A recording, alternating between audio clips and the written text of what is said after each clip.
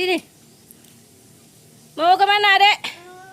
Lihat tomat. Mana tomatnya? Tahu. Mana ada obat? Ada itu. Kita berbuah tuh, coba lihat. Ada. Mana? Kapan tumbuhnya nih? Siap banjir kemarin ya? Kembangan. Oh. Mana lagi pohonnya? Nih, Dek nih. Ini tumbuh sendiri dia, Dek ya?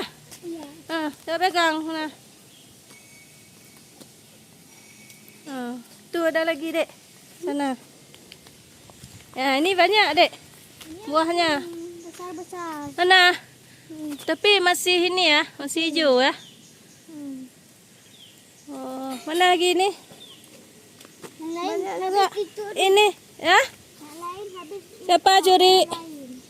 Ini, Dek, apa nih? Oh, ini. Belum, ini masih hijau. Si hijau juga ya? Buahnya, no, Dek. Sidang ini, no, tengok ini. Ush. Ini apa, Dek? Ini apa nih? Mbak. Ini kacang hijau ah. Oh ya, ini ada buahnya nih, Dek, nih. Ini. Dek pegang, Dek. Ini buahnya ya.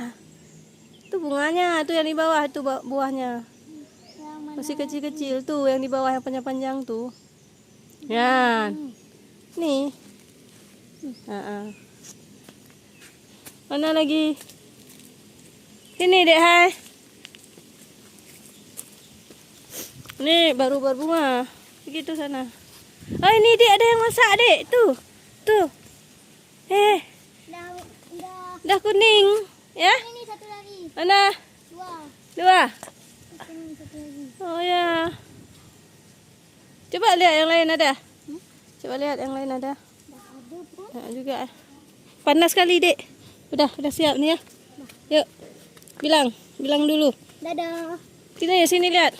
Kami dah siap bilang. Ini dah siap dulu. Tengok tomat. Tengok tomat dan juga kacang hijau. Yang hijau ya.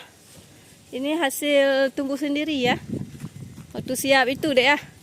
Siap banjir kemarin ya. Nyanha, Dek. Pulang ya. Oke, dadah dulu.